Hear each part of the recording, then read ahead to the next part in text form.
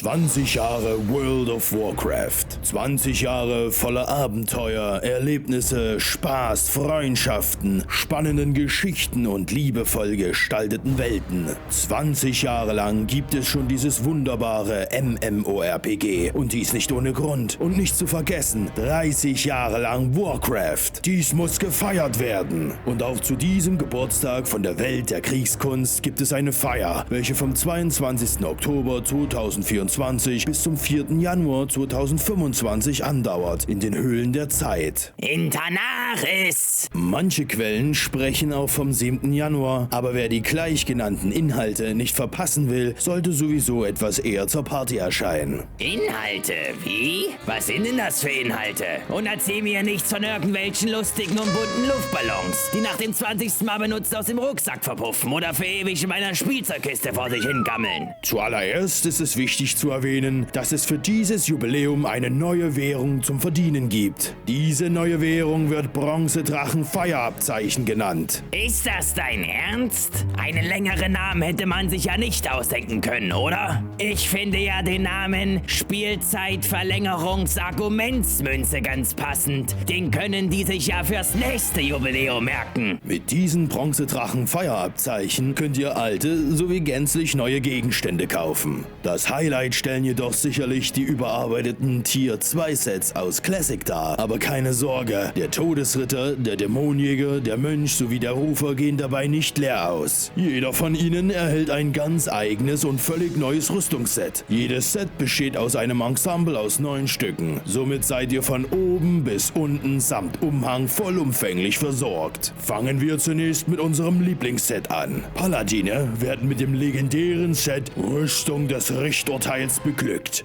Uah, mir tropft das Ölfass. Todesritter können dagegen das Ensemble Ewige Rüstung des fahlen Reiters erhalten. Die Rüstung des Drachenjägers gibt es natürlich für den Jäger. Und das bezaubernde Ensemble Ornat des Netherwinds stehen unseren Mana-Plätzchen backenden Magiern zur Verfügung. Krieger können sich über die Schlachtrüstung des Zorns freuen. Sturmgrimms Gewänder können zukünftig unsere immer müden Druiden zieren. Und unsere Priester haben die Möglichkeit, in den Gewändern der Erhabenheit zu levitieren. Die ewige Schlachtrüstung des erhabenen Akolyten können sich zukünftig die Mönche anlegen. Das Ensemble, die 10 Stürme, wird es unseren Schamanen ermöglichen, unseren guten alten Rhaegar Erdenwut in puncto Mode zu imponieren. Und den Rufern ist es gestattet, sich mit der ewigen Rüstung des Erdwächters einzukleiden. Die Hexenmeister haben besonderes Glück, denn mit den Roben der Nemesis Habe ich besonders Bock, mir einen Hexenmeister zu erstellen und die nächsten Monate hardcore durchzuballern.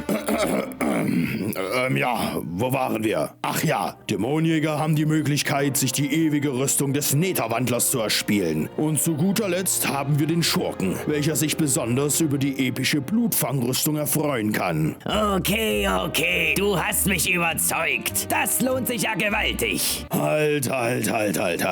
Das war bei weitem noch nicht alles, denn die Helden Azeroths können vom Sortiment des Ladenhüters Reginald im Festzelt profitieren. Zur Auswahl stehen unter anderem der verzauberte Zaubertuchteppich aus Wrath of the Lich King, der Jagdbär der Amani aus The Burning Crusade sowie der Fransenfeder-Hippogryph aus Classic World of Warcraft. Aber dazu komme ich gleich nochmal zurück. Da muss ich ja wieder Tagelöhner bezahlen gehen, die mir genügend Abzeichen sammeln. Apropos Tagelöhner. Die Mitarbeiter von Blizzard erhalten während ihrer Zeit bei Blizzard sogenannte Special Service Awards, also reale Belohnungen. Für 2 Jahre im Unternehmen gibt es einen Krug, für 5 Jahre ein Schwert, für 10 Jahre einen Schild, für 15 Jahre Ringe und für 20 Jahre einen fantastischen Helm. An diese Awards haben sich die Entwickler inspirieren lassen und für uns Spieler etwas Ähnliches in der World of Warcraft kreiert. Somit gibt es ein Schwert, einen Schild sowie eine Helmkrone als Transmogrifizierungsmöglichkeit sowie einen Ring als Spielzeug. Obendrauf gibt es den blauen Cousin von Alahars Asche, der feurig flammende Phönix, welcher als Bossbeute bei Kelters Sonnenwanderer in der Festung der Stürme erbeutet werden kann. Doch diesen blauen Cousin, auch Kaltflammensturm genannt, müsst ihr euch anders verdienen. Natürlich gibt es auch wieder ein Ballonspielzeug mit einer aufgeblasenen goldenen 20. Ah, da haben wir sie also, die lustigen Kohlendioxidbehälter. Dazu könnt ihr euch noch auf 2 Baby-Verdammnislords, Minikas und Mini-Verdammnis, als Haustiere freuen. Wow,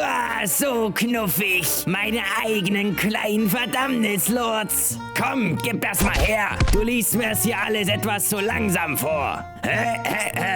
Als Haustiere wird es also noch kleine Farian, das geschmolzene Kernhühnchen, den Welpen von Onyxia, Hassunken Junior und das Blizzardbärenbaby geben. Und? Oh nein, das gibt's nicht. Das ist ja der Wahnsinn. Wir können sogar die Kernhundkette erhalten, was es uns ermöglicht, einen eigenen Kernhund zu reiten. Ich dachte, dass wir dafür unsere Chance vertan hätten. Apropos Chance. Das 20-jährige Jubiläum ist nun der Toröffner für Zeitwanderungsdungeons der klassischen Dungeons. Die zuvor genannten Reittiere, also Teppichbär und Hippogryph, werden euch zukünftig als mit Zeitwanderungsabzeichen kaufbare Option zur Verfügung stehen. Die klassischen Zeitwanderungsdungeons umfassen die ursprünglichen Versionen der Todesminen, Zulfarax, des Ost- sowie Westflügels von Düsterbruch und vor allem Stratholme. Das wurde ja aber auch endlich mal Zeit. Moira Bronzebart gewährt uns mit Hilfe des Bronzedrachenschwarms einen Blick zurück in die Vergangenheit und ermöglicht es uns, die Schwarzfelstiefen